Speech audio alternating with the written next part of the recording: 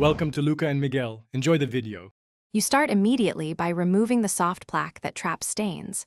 Brush thoroughly 2 times a day with a fluoride paste for 2 minutes and floss to clear interdental buildup. Once done, rinse with an alcohol-free mouthwash to lower surface bacteria while you arrange a professional cleaning within 2 months. You do this because mechanical removal reduces yellowing quickly.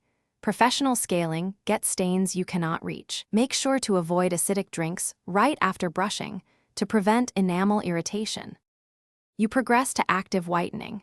Choose dentist-prescribed 10 to 15% hydrogen peroxide trays worn nightly for 1 to 2 weeks for predictable results, because trays deliver gel evenly to enamel.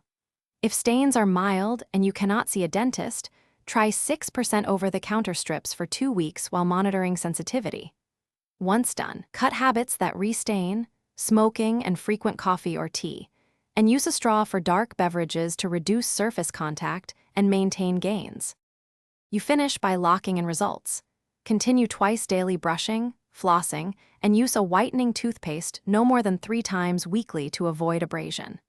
If you experience sensitivity, pause active whitening, switch to a desensitizing gel, and resume at reduced frequency because enamel needs recovery time.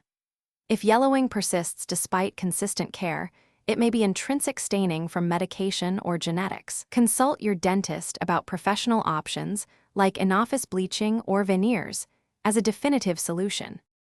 Thanks for watching and please subscribe. It's the best investment you'll ever make.